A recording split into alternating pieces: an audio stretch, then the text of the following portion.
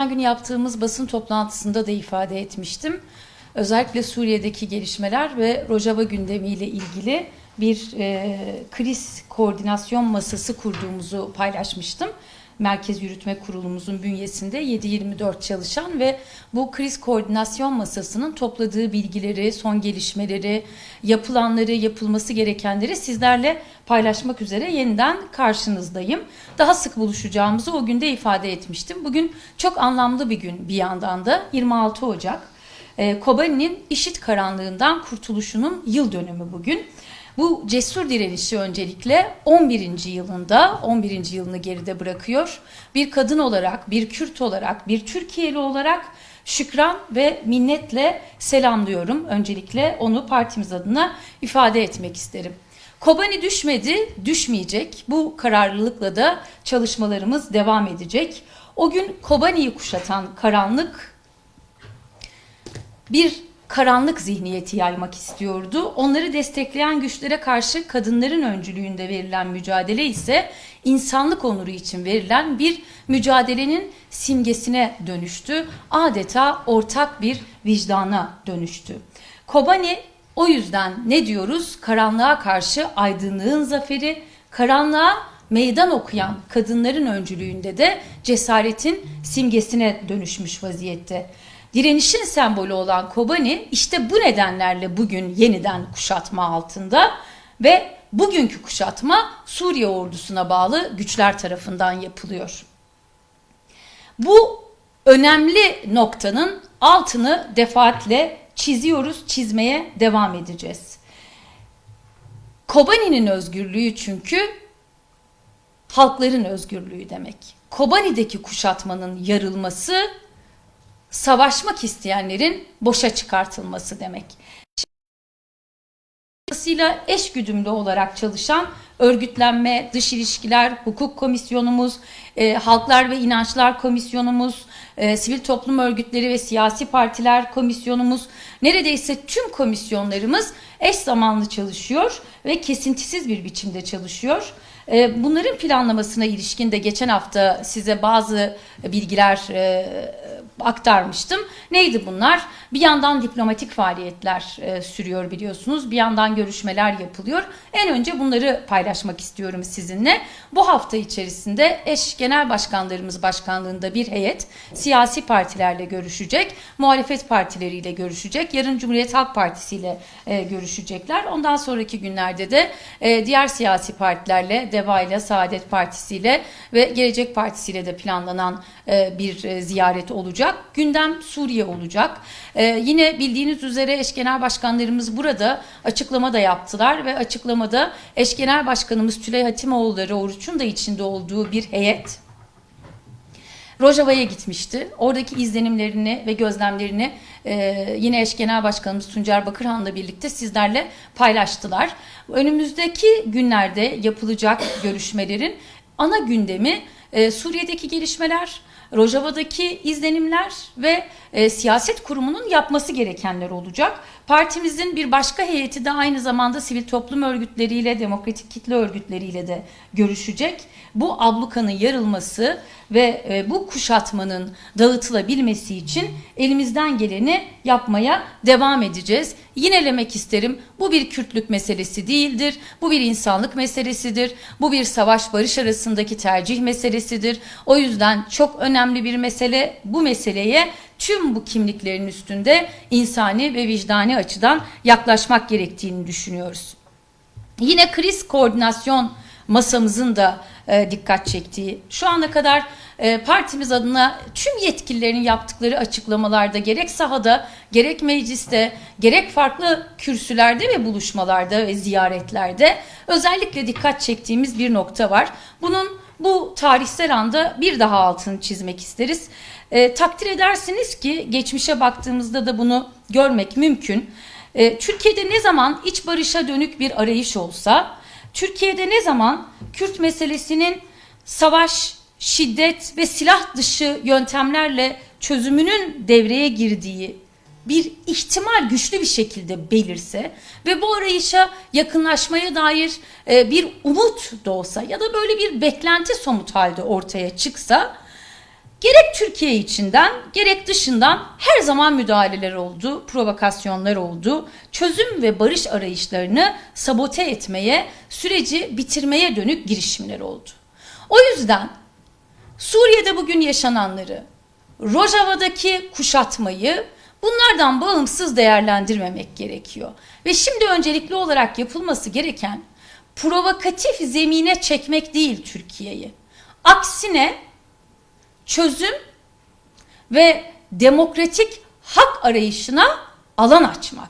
Şimdi bunun neden önemli altını çiziyoruz böyle bir zamanda? Bakınız günlerdir herkes ayakta.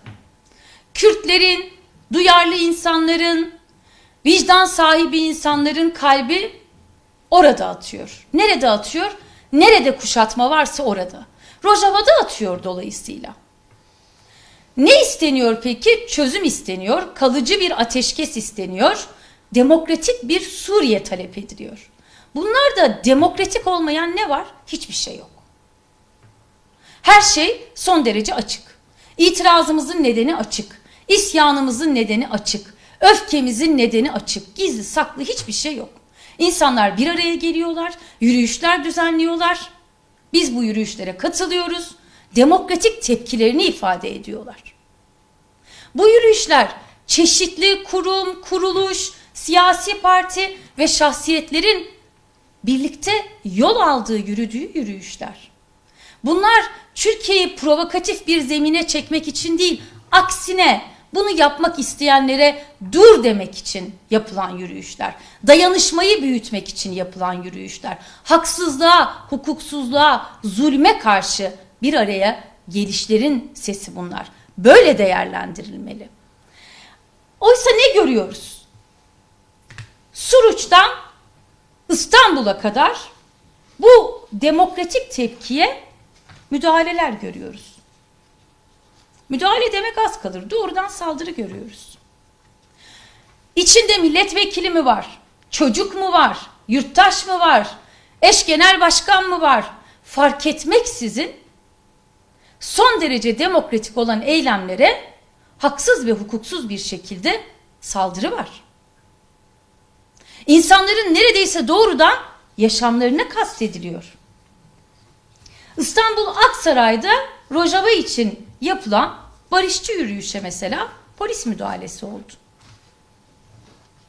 Milletvekilimiz, Milli Dayanışma Kardeşlik ve Demokrasi Komisyonu üyesi aynı zamanda, yani çözüm ve demokrasi sağlayacak komisyonun üyesi adında da olduğu gibi Celal Fırat öylesine bir darp edildi ki görüntüler var. Bir geceyi hastanede gözetim altında geçirmek durumunda kaldı. Üstelik oldukça kritik bir aşamaya gelmişti sağlık durumu. Bunun haklı bir güç kullanımı olduğunu, orantılı bir güç kullanımı olduğunu kim iddia edebilir? Buradan İçişleri Bakanlığı'na bir daha sesleniyoruz.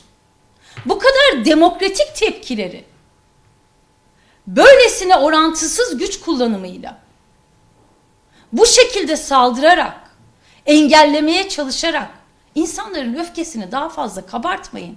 Bunu yapmayın. Yapmanız gereken, tüm yetkililerin bugün yapması gereken bu öfkenin nedenini anlamak. Bu demokratik tepkinin neden şimdi bu kadar yüksek bir biçimde ortaya çıktığını dinlemeye çalışmak. Bakınız değerli Türkiye halkları, sevgili gazeteci arkadaşlar. Eş Genel Başkanımız Tuncer Bakırhan ve Tülay Hatimoğulları ile birlikte Merkez Yürütme Kurulu üyelerimizden de oluşan bir heyetle beraber bölgedeydik. Suruç'taydık, Nusaybin'deydik, çeşitli yerlerde Yayla Dağı'ndaydık.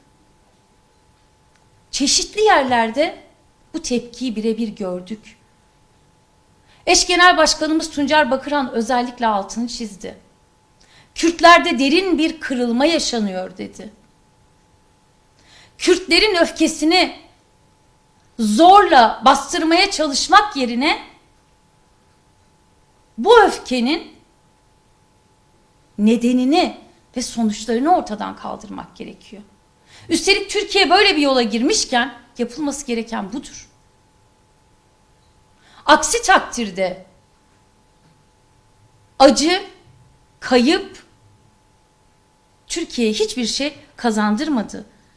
Toplanma haklarına, günlerdir meydanları dolduran halk iradesine, seçilmişlere, aktivistlere, yurttaşlara dönük bu saldırıları kabul etmek mümkün değil. Bu saldırılara karşı durması gereken yine yalnızca DEM Parti değil.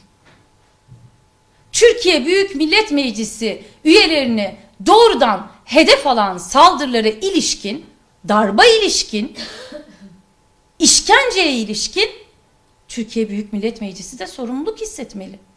Meclis başkanı buna dur demeli. İnisiyatif kullanmalı. Meclisin üzerine bu şekilde bir gölge düşmesine izin vermemeli. Rojava'da sivil insanların yaşamı tehdit altındayken hiçbir duyarlı insan susamaz. Nasıl sussunlar? Nasıl isyan etmesinler? Yaşanmış onca katliamdan, onca zulümden ve onca zorla yerinden edilmeden sonra nasıl sussun insanlar? Bu haklı itiraza, bu tür zorbalıklarla yanıt vermeyin. Bu yıllarca denendi. Buradan bir yol açılmıyor, açılmayacak.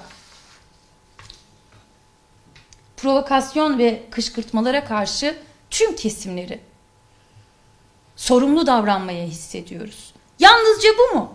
Bakınız dün akşam Tarsus'ta olanlar. 24 yaşında gencecik bir insanın hayatına mal oldu. Baran Abdi katledildi. Baran Abdi Suriyeli bir Kürt. Muhtemelen Suriye'de yaşanan savaştan sonra göç etmek zorunda kaldı. Ve ölüm, katliam, katledilme geldi kendisini nerede buldu? Mersin'in Tarsus ilçesinde buldu. 24 yaşında bir genç. Valilik ne yapıyor? Açıklama yapıyor.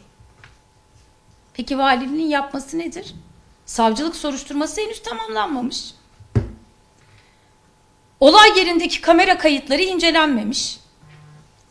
Tanık beyanları ve diğer maddi deliller toplanıp değerlendirilmemiş. Bunların hiçbiri yokken Mersin Valiliği açıklama yapıp olanları hukuken ilerletilmesi gereken süreç işletilmeden olayları hızlıca açıklayıp soruşturulma yükümlülüğüne aykırı bir şekilde davranıyor. Bu doğru değil. Bu olayları lütfen son günlerde yaşananları yan yana getiriniz ve düşününüz. Tüm Türkiye kamuoyuna sesleniyoruz. Sorumlu davranmamız gereken bir zamandan geçiyoruz. Bu sorumluluğa öncülük etmesi gerekenler siyasetçiler, hak savunucuları, sivil toplum örgütleri, yaşam hakkı savunucuları. Ama önce bu ülkeyi yönetenlerdir. Bu ülkeyi yönetenler olası provokasyonlara karşı tedbir almalıdır, sorumluluk geliştirmelidir. Sokaklarda olması gereken gaz, cop, polis şiddeti değil, hukuktur. Hukuk da insanlara demokratik tepkilerini ifade etme hakkı tanıyor. Protesto hakkı anayasal bir haktır. Ve insanlar protesto haklarını kullanıyorlar. İnsanlar dayanışma haklarını kullanıyorlar. İnsanlar barış içinde yaşam hakkı için itirazlarını yükseltiyorlar. Buna zorbalıkla yanıt vermek suçtur. Bu suçu işlemekten lütfen artık vazgeçiniz. Yine mesela Diyar Koç. Hapishane koşullarında tutulamayacak bir halde tutuklandı. Bunları yapmaya devam etmeyin. Bunları yapmaya devam ettiğiniz zaman o derin kırılmaları daha da derinleştirirsiniz. Bu da DEM Parti olarak uyarımız, bunu paylaşmak görevimiz, sorumluluğumuz. Siyaset sorunları değiştirmek için değil, sorunları çözmek için var. Sorun çözümünde de sorumluluk üstlenmek, inisiyatif almak, cesur olmak için var. Şimdi tam da böyle bir zamandan geçiyoruz. Çok kritik bir dönemden geçiyoruz. Çok uzun süren bir iç savaştan çıkmış bir ülkeden bahsediyoruz. Suriye halen bu savaşın izlerini taşıyor. Yeni bir iç savaş denemesine izin vermemek gerekiyor. Kürt-Arap ya da Türk-Kürt çatışması çıkarmak isteyen karanlık odaklara karşı Rojava'yla dayanışmayı yükseltmek gerekiyor. Bizim DEM Parti olarak yaklaşımımız sorunların diplomasi, diyalog ve müzakere yoluyla çözülmesi. Bugüne kadar yapılan bütün anlaşmalarında gereklerinin yerine getirilmesi için çabalıyoruz. Anlaşmaya uygun davranılması için çabalıyoruz. Suriye'nin demokratik bir rejim olarak şekillenmesi gerektiğini söylüyoruz. Suriye'nin demokratik bir rejime kavuşana kadar Türkiye'nin özellikle sorumlu, yapıcı bir rol oynaması gerektiğini söylüyoruz. Demokratik Suriye rejiminin Suriye'de yaşayan farklı kimlik ve inançların haklarını anayasal güvenceyle tescil etmeli diyoruz. Ve özgürce, eşit koşullarda haklarının tanındığı bir ülke olmalı Suriye. Suriye'de bunların olabilmesi için de Türkiye öncülük yapmalı. Böyle bir misyon üstlenmeli. Askeri bir zihniyetle ya da işte silah tehdidiyle ya da güvenlikçi bir paradigmayla Suriye'de demokrasi, istikrar ve barış sağlanamaz. Esas olan diyalog, müzakere ve diplomasidir. Bizim için de vazgeçilmez olan yaklaşım tüm sorunlar için budur. Yeni dönemin stratejisi de böyle olmalı. İttifakları da böyle kurulmalı. Bizim teklifimiz de budur. Suriye Demokratik Güçleri Komutanı Mazlum Abdi dün akşam bir televizyon kanalına verdiği söyleşide yaşananlara ilişkin son bilgileri de merak edilenleri de paylaştı sevgili Türkiye halkları ve çok açık bir biçimde diyalogtan, müzakereden ateşkesin uygulanması gerektiğinden yana olduklarını söyledi. 18 Ocak mutabakatının hayata geçirilmesi gerektiğini ve tüm tarafların buna uyması gerektiğini söyledi. Bugüne kadar kendilerinin neler yaptığını, üzerlerine düşenin neler olduğunu, bu sorumlulukları hangi koşullarda nasıl yerine getirdiklerine ilişkin de kamuoyunu oldukça detaylıca bilgilendirdi. Şimdi biz de diyoruz ki Suriye'deki Kürt bölgesini soluksuz bırakan insanlık dışı kuşatma artık son bulmalı. Çocukların donarak ölmesine kimse seyirci kalmamalı. Bu bir sayı meselesi değil, can meselesi. Bu can kayıplarının, küçücük çocukların bu kadar zor koşullarda, bütün dünyanın gözü önünde donarak, açlıktan, yaşam hakkına, temel insan hakkına erişememeden dolayı ölmemeli çocuklar. Eğer çocuklar donarak ölüyorsa peki biz siyasetçiler ne yapıyoruz? Bu soruyu herkes kendine sormalı ve bunun önünü almalı. Endişeyle izlemek yetmez. Endişeyle izlemek yerine aktif bir pozisyon alarak tüm olanaklar insani yaşam koridorlarının açılması için değerlendirilmeli. Şu anda büyük bir insanlık krizi yaşanıyor orada. İlaç yok. Sağlık krizi var. Barınma krizi var. Gıda krizi var. Yani beslenme. İnternet yok. Hiçbir şeye erişim yok ve kuşatma altında bir Kobani'den bahsediyoruz. Böyle bir günde 26 Ocak'ta 11. yılını Kobani'nin özgürleşmesinin geride bıraktığımız bir zamanda böyle bir insanlık krizinden bahsediyoruz. Bu krizin büyümesini kimse seyretmemeli.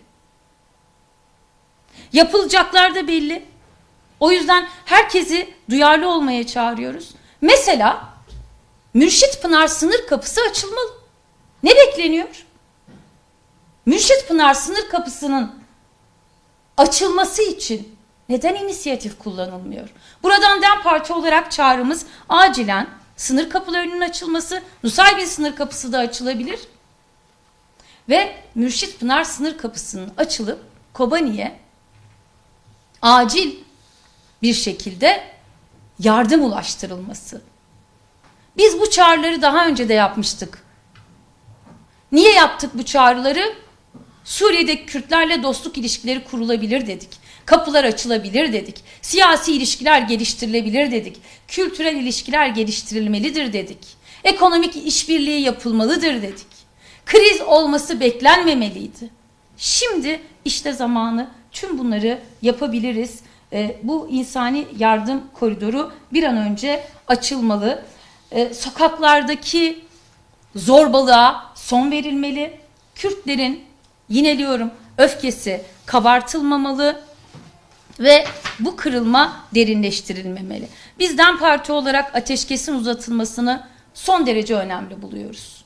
Bu süre zarfında mutabakatın hayata geçirilmesini sağlamak gerekiyor.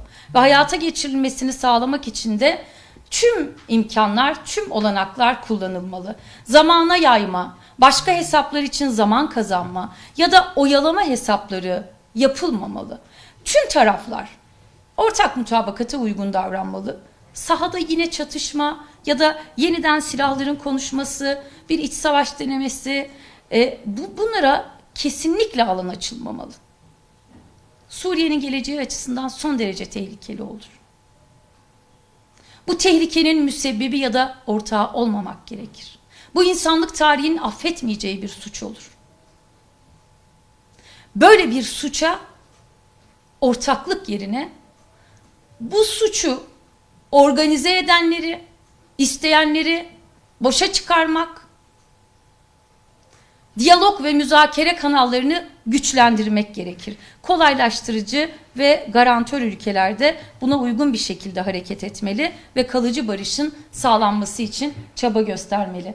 Sevgili arkadaşlar, değerli Türkiye halkları, son olarak şu noktanın da altını çizmek istiyorum.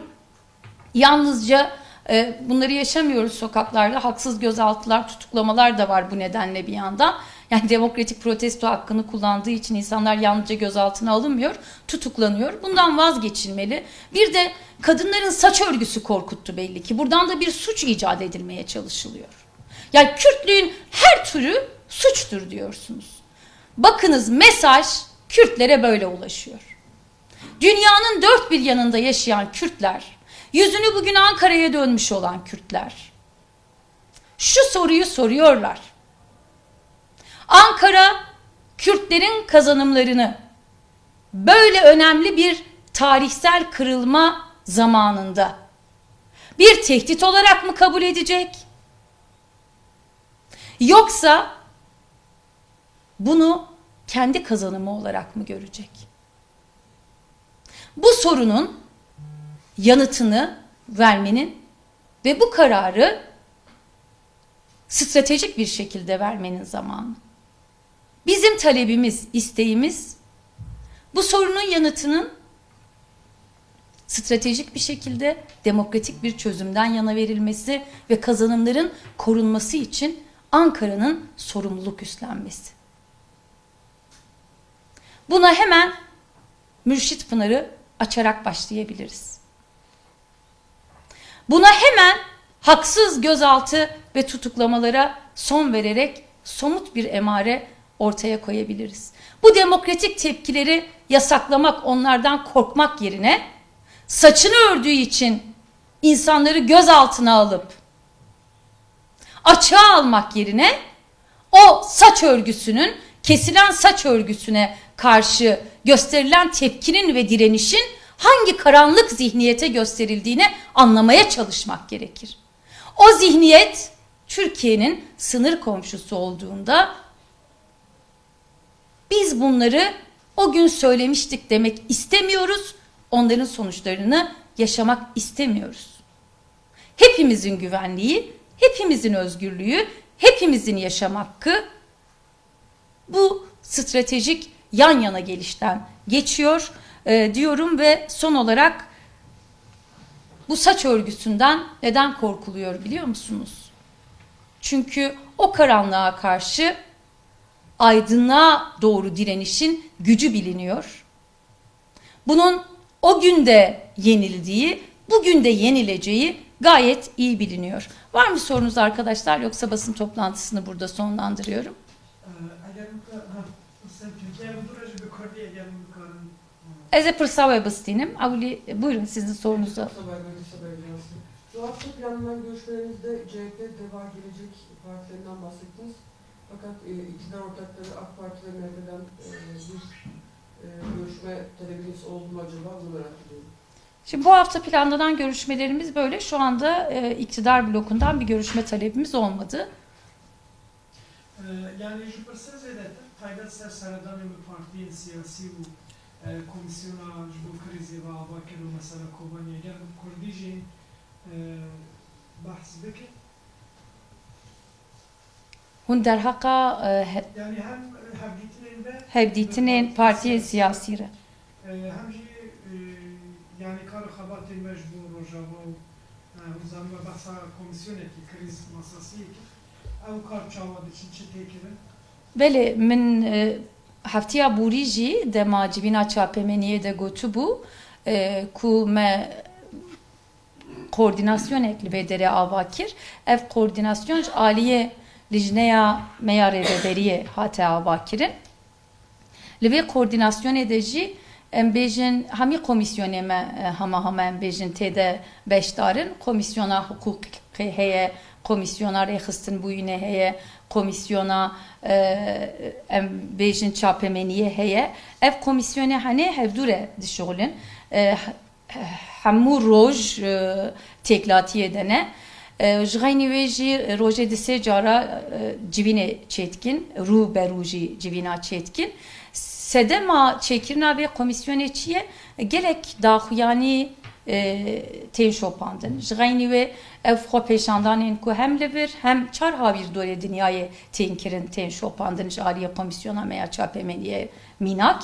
Jgayni ve ev peşniyari edikin jbor nakşere rojane lüvirji duguhere. Yani rojane agahiyen kuj rojava o giştiya Suriyetin duguherin. Veke hunji dizanın gelek hevditin jilvede berdevam dikin. Ev hevditin ji netene nakaba Şame u Kobaniye embejin yani Şame u Rojava'ye hen hevditin lehevleri ji çedbin emvaji dişopinin hen hevditin dervayı Kurdistan'ı ji çedbin emvaji dişopinin netene şopandın nakşereyek jibo çareseriyek jibo ku ev hatta naha mutabakata ku hatiye çekirin ev peymanen hani bin cihbe cihkirin çi emdikarın bikin veke siyaset medarın Kurd veke siyaset medarın Türkiye veke siyaset medarın embejin dünyaya aliye ditici karu habatin diplomasiyetin çetkirin aliye di ev arikariyen ku duhazın bigihinin rojava gelek kes serleydan el mecidikin hunzanın partiyen siyasi ligor kanuna ne karmış xwe tiştek veli bikin le ev arikariyen ku cihbe cihdibin u duhazın bigihinin deriye Kobaniye jüvedeji bu burinin aliye Kobaniye dve ev deri bey vekirin hin karubarın diplomasiye der haka bey ekedejdikin em dixwazin ev derî bê vekirin ji xeynî wê jî rojeva me rojavaye û bi girêdayî rojava ve hin hevdîtina şandeya meya partiya demê bike ne tenê partiyên siyasî re ji xeynî partiyên siyasî saziyên demokratîk em bêjin saziyên mafê mirovan saziyên giştî ku heta niha li ser kawrûbarên vî rengî em bêjin koçberkirine em bêjin yên ku Sûrî ji nêzde şopandine û hin rapora amadekirine heta îro buare jî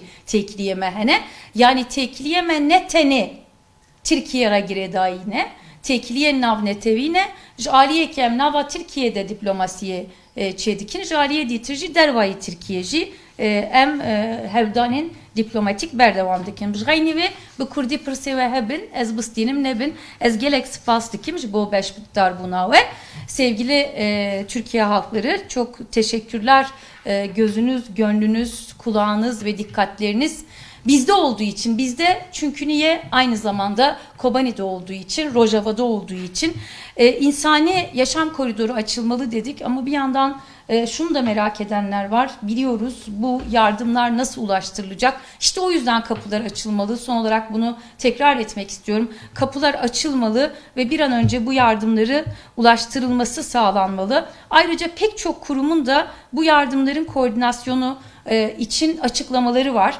Mesela Diyarbakır Kent Koruma ve Dayanışma Platformu'nun böyle bir açıklaması var. Kobani'ye İnsani Yardım Koridoru'nun açılması konusunda yetkililerle yaptıkları görüşmelerden de bahsediyorlar.